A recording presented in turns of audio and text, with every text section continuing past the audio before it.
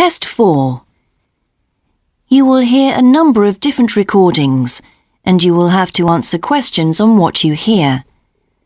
There will be time for you to read the instructions and questions, and you will have a chance to check your work. All the recordings will be played once only. The test is in 4 sections. At the end of the test, you will be given 10 minutes to transfer your answers to an answer sheet. Now turn to Section 1.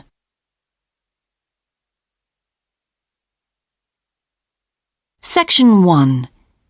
You will hear a man telephoning to ask about a job in a hotel. First, you have some time to look at questions 1 to 4.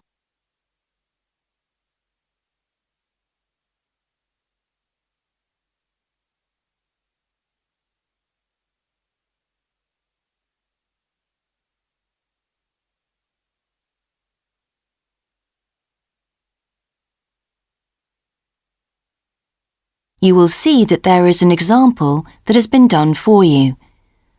On this occasion only, the conversation relating to this will be played first. Hello, West Bay Hotel. Can I help you? Oh, good morning. I'm ringing about your advertisement in the Evening Gazette. Is that the one for temporary staff? That's right. The advertisement is for temporary staff, so temporary has been written in the space. Now we shall begin. You should answer the questions as you listen, because you will not hear the recording a second time. Listen carefully and answer questions 1 to 4. Hello, West Bay Hotel. Can I help you? Oh, good morning. I'm ringing about your advertisement in the Evening Gazette. Is that the one for temporary staff? That's right. Yes, I'm afraid the person who's dealing with that isn't in today, but I can give you the main details if you like. Yes, please. Could you tell me what kind of staff you're looking for? We're looking for waiters at the moment. There was one post for a cook, but that's already been taken. Oh, right. What are the hours of work? There are 2 different shifts. There's a day shift from 7 to 2 and a late shift from 4 till 11. And can people choose which one they want to do? Not normally, because everyone would choose the day shift, I suppose. You alternate from one week to another. OK, I'm just writing all this down. What about time off? You get 1 day off, and I think you can negotiate which one you want. It's more or less up to you, but it has to be the same one every week. Do you know what the rates of pay are? Yes, I've got them here. You get £5.50 an hour, and that includes a break. Do I have to go home to eat, or...? You don't have to. You can get a meal in the hotel if you want to, and there's no charge for it, so you might as well. Oh, good. Yes, so let's see. I get £231 a week. You'd also get tips. Our guests tend to be quite generous. Before you hear the rest of the conversation, you have some time to look at questions 5 to 10.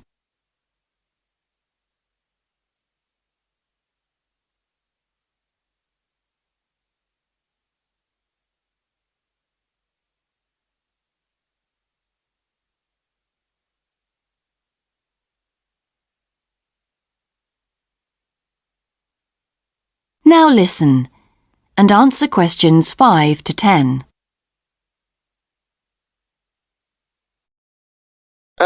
Is there a uniform? What about clothes? Yes, I forgot to mention that. You need to wear a white shirt, just a plain one, and dark trousers. You know, not green or anything like that. And we don't supply those. That's OK, I've got trousers. I just have to buy a couple of shirts. What about anything else? Do I need a waistcoat or anything? You have to wear a jacket, but the hotel lends you that. I see. One last thing. I don't know what the starting date is. Just a minute. I think it's sometime around the end of June. Yes, the 28th, in time for the summer. That's great. I'm available from the 10th. Oh, good. Well, if you can call again, you need to speak to the service manager. Her name's Jane Irwin. That's Urwin. And she'll probably arrange to meet you. OK, and when's the best time to ring?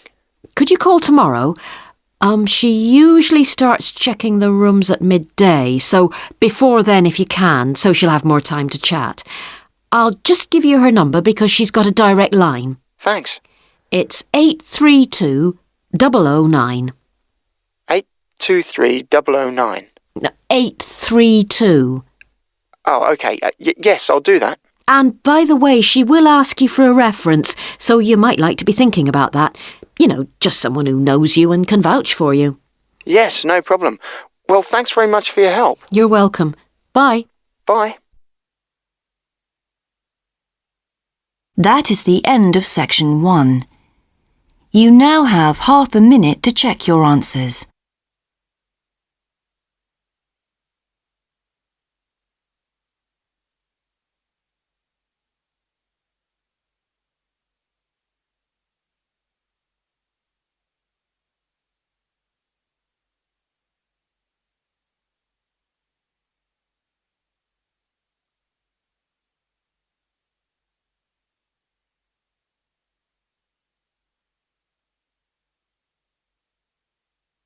Now turn to section 2.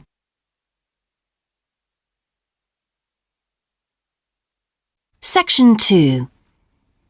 You will hear a man being interviewed on local radio about a plan to improve a suburb called Red Hill.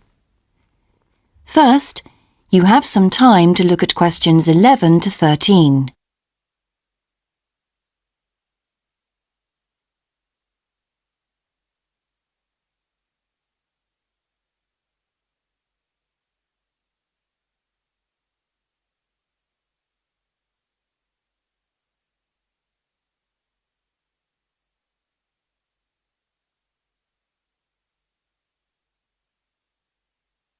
Now listen carefully and answer questions 11 to 13.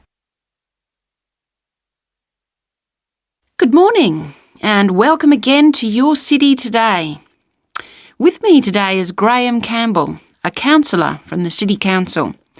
He'll be telling us about the plan to improve the fast-growing suburb of Red Hill. Good morning, Graham, and welcome to the show. Good morning, Carol. Now, Graham, I understand that there has been a lot of community consultation for the new plan. Yes, we've tried to address some of the concerns that local groups told us about. People we've heard from are mainly worried about traffic in the area and in particular the increasing speed of cars near schools. They feel that it's only a matter of time before there's an accident as a lot of children walk to the school. So we're trying to do something about that. Another area of concern is the overhead power lines. These are very old and a lot of people we spoke to asked if something could be done about them. Well, I'm happy to report that the power company have agreed to move the power lines underground at a cost of $800,000. I think that will really improve the look of the area as well as being safer. That's good to know. But will that mean an increase in rates for the local businesses in that area? Well, the power company have agreed to bear the cost of this themselves after a lot of discussion with the council. This is wonderful news, as the council now has some extra funds for us to put into other things like tree planting and artwork. Before you hear the rest of the interview, you have some time to look at questions 14 to 20.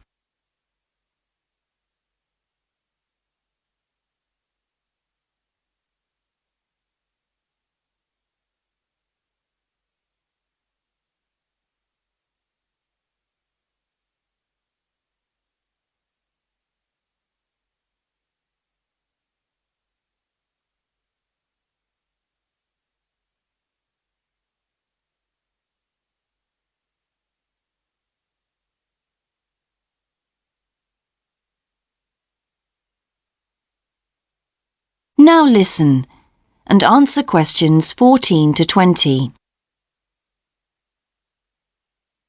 Now, we've also put together a map which we've sent out to all the residents in the area.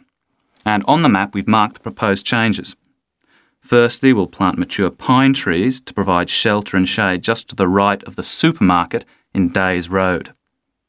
In order to address the traffic problems, the pavements on the corner of Carberry and Thomas Street will be widened. This will help to reduce the speed of vehicles entering Thomas Street. We think it's very important to separate the local residential streets from the main road, so the roadway at the entrance to Thomas Street from Days Road will be painted red.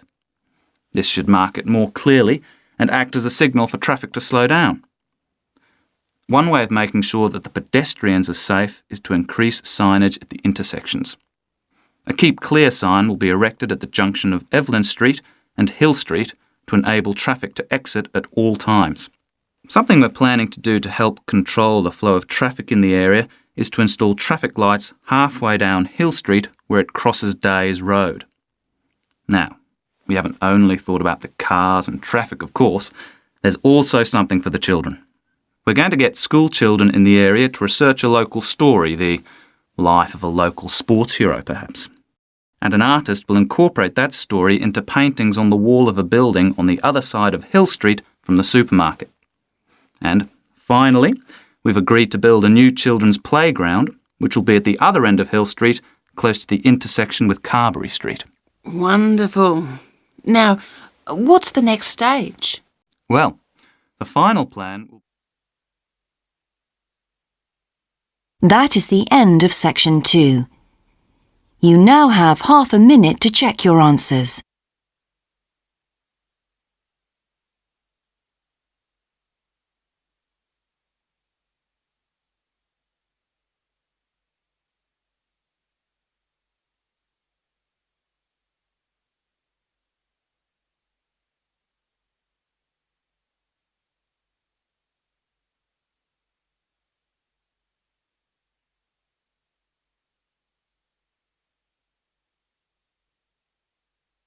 Now turn to section 3.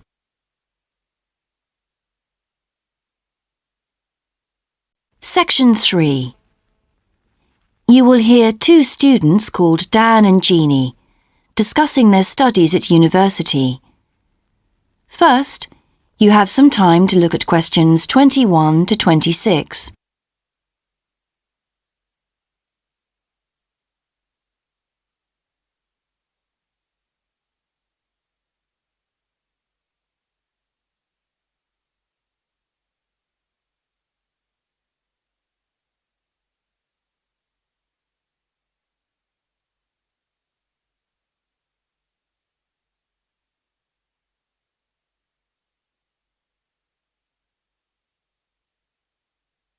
Now listen carefully and answer questions 21 to 26. Hi Jeannie, how's it going? Oh, hello Dan. Pretty well, thanks. Have you managed to get the money for the course yet? Yes, that's all sorted out now, thanks. It took long enough though. It was practically a year ago that I applied to my local council for a grant, and it took them 6 months to turn me down. That's really slow. And I thought I was eligible for government funding, but it seems I was mistaken. So then I asked the boss of the company I used to work for if they would sponsor me, and much to my surprise, he said they'd make a contribution. But what about college grants and scholarships? There must be some you could apply for. Yes, there are, but they're all so small that I decided to leave them until I was desperate. And in fact, I didn't need to apply. My parents had been saying that as I already had a job, I ought to support myself through college. But in the end, they took pity on me, so now I've just about got enough. That's good. So now I can put a bit of effort into meeting people. Haven't had time so far. Any suggestions? What about joining some college clubs?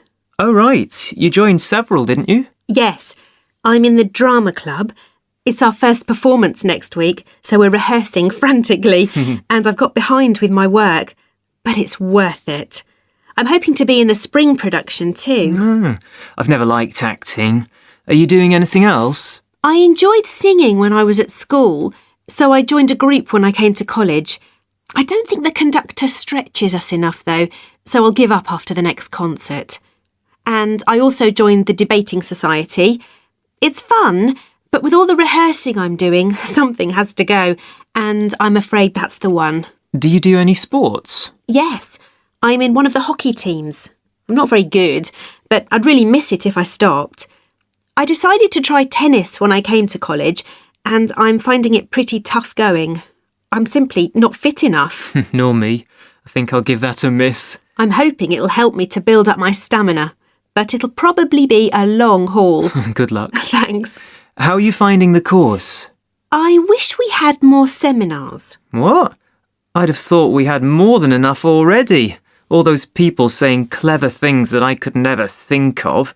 It's quite interesting, but I wonder if I'm clever enough to be doing this course. I find it helpful to listen to the other people. I like the way we're exploring the subject and working towards getting insight into it. How do you get on with your tutor? I don't think I'm on the same wavelength as mine, so I feel I'm not getting anything out of the tutorials. It would be more productive to read a book instead. Oh, mine's very demanding. She gives me lots of feedback and advice, so I've got much better at writing essays. And she's helping me plan my revision for the end-of-year exams. Do tell me, I always struggle with revision. Before you hear the rest of the discussion, you have some time to look at questions 27 to 30.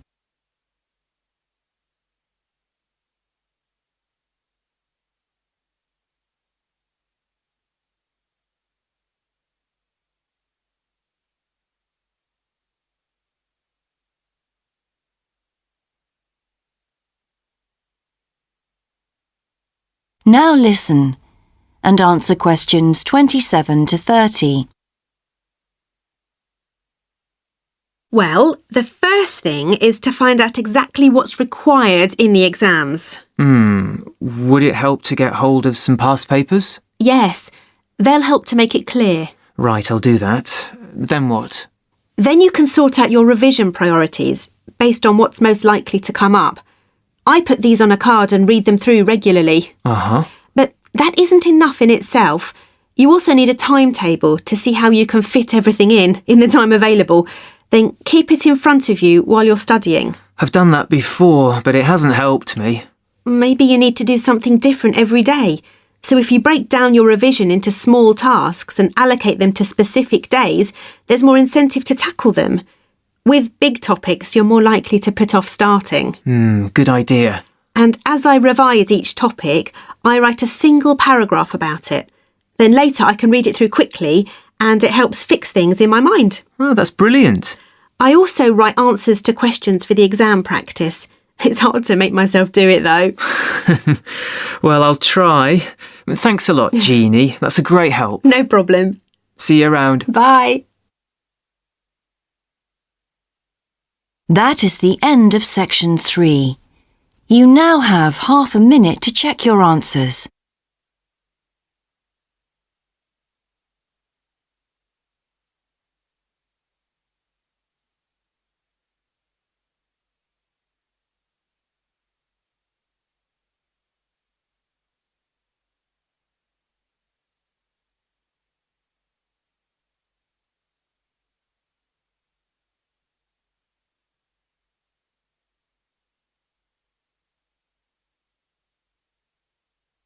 Now turn to section 4.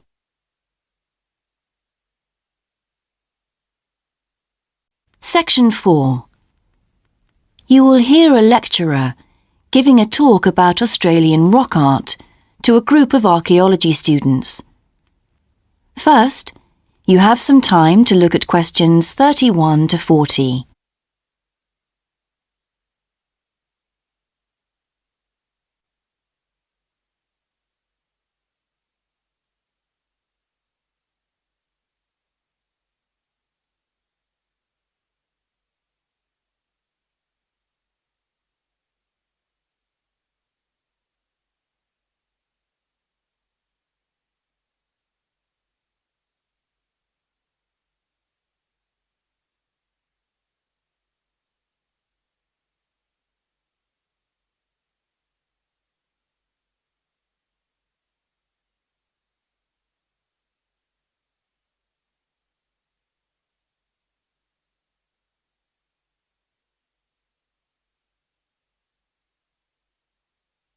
Now listen carefully and answer questions 31 to 40. Good morning, everyone. I've been invited to talk about my research project into Australian Aboriginal rock paintings. The Australian Aborigines have recorded both real and symbolic images of their time on rock walls for many thousands of years. Throughout the long history of this tradition, new images have appeared and new painting styles have developed. And these characteristics can be used to categorise the different artistic styles. Among these are what we call the dynamic, yam, and modern styles of painting. One of the most significant characteristics of the different styles is the way that humans are depicted in the paintings. The more recent paintings show people in static poses, but the first human images to dominate rock art paintings over 8,000 years ago were full of movement. These paintings showed people hunting and cooking food, and so they were given the name dynamic to reflect this energy. It's quite amazing considering they were painted in such a simple stick-like form. In the yam period, there was a movement away from stick figures to a more naturalistic shape. However, they didn't go as far as the modern style, which is known as X-ray because it actually makes a feature of the internal skeleton as well as the organs of animals and humans. The yam style of painting got its name from the fact that it featured much curvier figures that actually resemble the vegetable called a yam, which is similar to a sweet potato. The modern paintings are interesting because they include paintings at the time of the first contact with European settlers. Aborigines managed to convey the idea of the settlers' clothing by simply painting the Europeans without any hands, indicating the habit of standing with their hands in their pockets. Size is another characteristic. The more recent images tend to be life-size or even larger, but the dynamic figures are painted in miniature. Aboriginal rock art also records the environmental changes that occurred over thousands of years. For example, we know from the dynamic paintings that over 8,000 years ago, Aborigines would have rarely eaten fish, and sea levels were much lower at this time. In fact, fish didn't start to appear in paintings until the Yam period, along with shells and other marine images. The paintings of the Yam tradition also suggest that, during this time, the Aborigines moved away from animals as their main food source and began including vegetables in their diet, as these feature prominently. Freshwater creatures didn't appear in the paintings until the modern period from 4,000 years ago.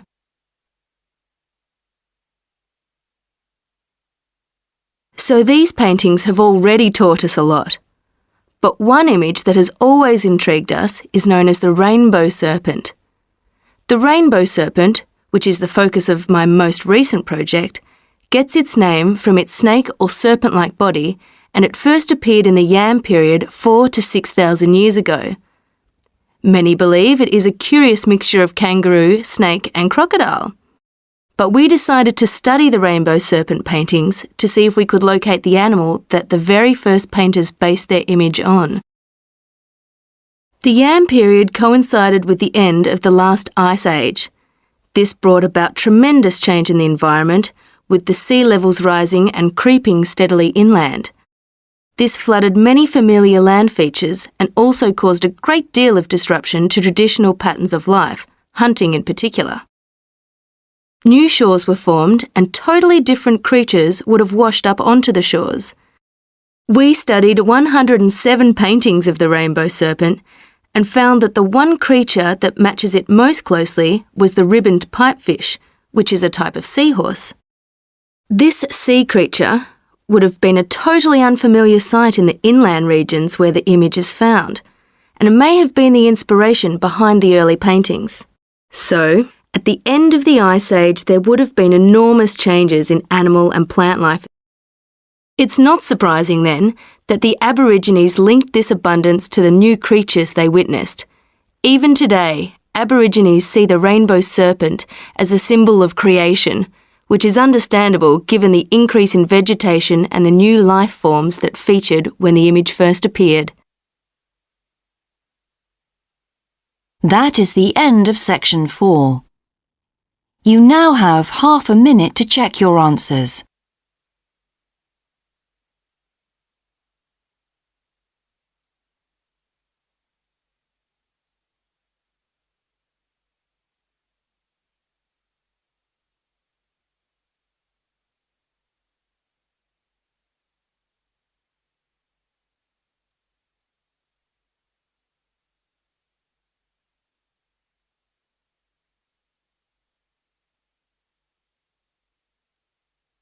That is the end of the listening test. In the Ielts test, you would now have 10 minutes to transfer your answers to the answer sheet.